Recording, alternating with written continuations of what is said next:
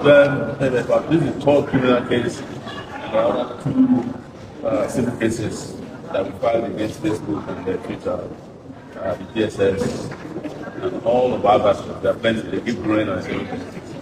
But today's case has been around 2022.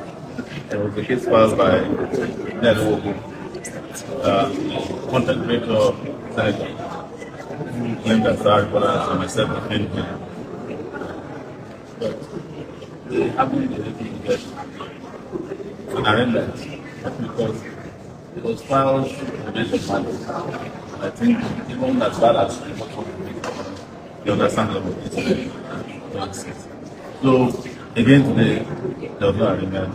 That was come back on November 2025. Come and listen to more preliminary objections and obsessions. But that's not the issue. We don't have a problem with it. I just want you to know that don't be worried for me. This is what we are designed to do. We are here to fight against oppression. We are here to demolish those people who say this country will not oppress them in our lifetime. We're here to continue to mobilize against impunity. Whether they come from the president, the senator, the policeman, the IGP, DG of DSS, or in some places they come from priests, pastors, imams. There's nothing we haven't seen. And especially this year, India has been an interesting year. And I predicted it in January when they sent me a letter to appear before the police and the FIB that this is going to be an interesting year. So we're trudging on, no doubt about that. So that's what we are. Okay, so if you have to look at and then pending cases, why is it always what we see? You know, a lot of people didn't know me until very recently. In fact, I was doing an interview with foreign journalist last week. It was radio just available. And he said, what's the problem with you? And when I said, I've been fighting government since 1989, he said, wow, I was born in 1995. So, and you're still fighting. So, I think what happens is that the moment you have an uncompromising position against oppression, against corruption, and everything that's wrong with governance, they throw everything at you. Right, sir. They don't do that. Yes, they don't do that to other people who don't challenge authority. They might respond to others and press statements. They don't respond to me. They lob grenades at me, you know. And you know that there was a time I was shot by police officers in this country. There was a time I was my nose was broken, my brother killed. And by the way, which is I use this opportunity to talk about my brother's case. They called us last week, the police in those states, that they finally want to try the killers of my brother. And that was to come to court. So despite the family members there, they said, oh, there's a promotion exam for judges. They postponed it again. They confessed to my brother that one of the guys they claim was one of his has died in detention. So I think the person that died in detention is not there. How do you successfully try the other two? But I can guarantee you that the reason they do that is because they've seen that the high profile things that are done against me is going to attract scrutiny or by that thing, because I'm speaking about it consistently. So that's the nature of it. So what you are saying is as a result of our refusal to give up on Nigeria. And a lot of people say, you might want to agree with them sometimes that, oh, is Nigeria worth dying for? Well, the truth today is that if you don't die for Nigeria, Nigeria will kill you. So you better choose, how to die. It doesn't matter. And it goes beyond even just dying for Nigeria. Because Nigeria is such an embarrassment to humanity that wherever you go, Nigeria will follow you there. Yes. Plus, I was reading on my way here, a Nigerian that was deported to Ghana. They wouldn't even give him the privilege of being deported to his own country. They deported him to Ghana, Ghana deported him to Togo. How much can you get? And when we challenge these people, of course, they do all kinds of things in this. There has been very information I think 2 days ago we heard that traditional ruler arrested one of the youths that were critics, yes, against the insecurity in the state. And right now, I think they are still on rampage, killing I mean, while I was in there, I still know the five people kidnapped, three people killed, the bread seller was killed even today. I'd already said it, and you can just look at the records that Nigeria has failed to define that. The leaders of Nigeria are happy that there's more and more territory taken by terrorists and violence, so that they don't have to go back. This is the best excuse you can have to say, I would have done it, but terrorists are taking over the place. But the question you should ask yourself is, what is the definition of terrorism? And if you look at the definition of terrorism very well, it is the Nigerian government that's actually a terrorist organization. If you doubt me, ask the judge in Canada. People know that the APC are finished a terrorist organization, including Nigerian police, was ruled as a terrorist organization. So, what else can I tell you?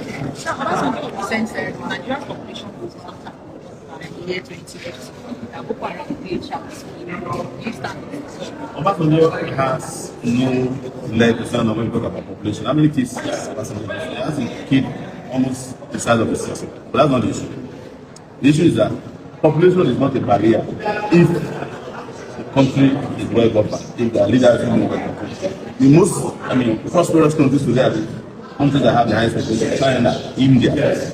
But it will be a problem. What you should have said is that if you have a huge population that are not educated, that are not taking care, Boko Haram will have them.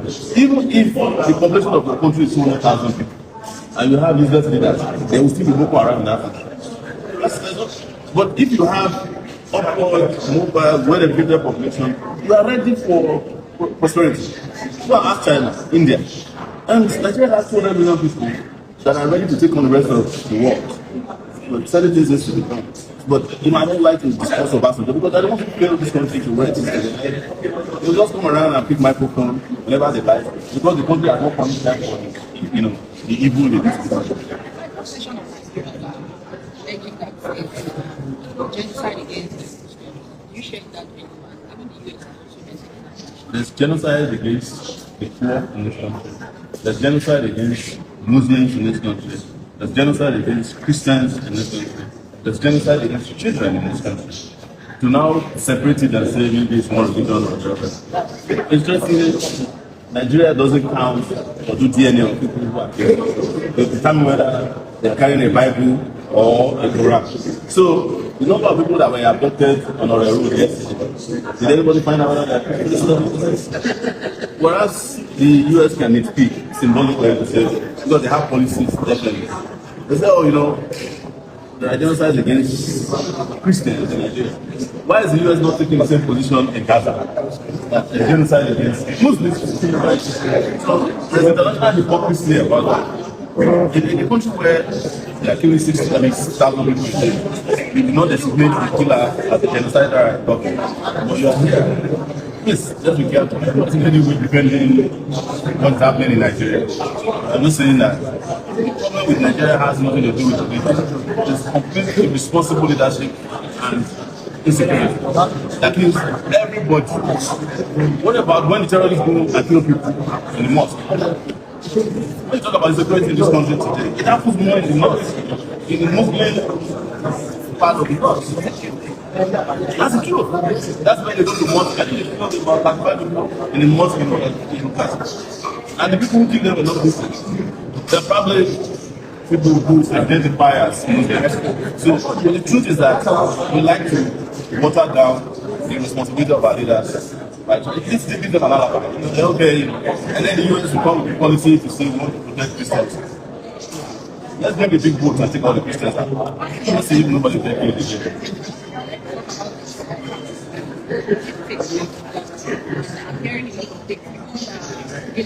The ones that's bothering people to the taxing of prostitutes. That is that's on the lighter side. Any form of taxation without responsibility is fair.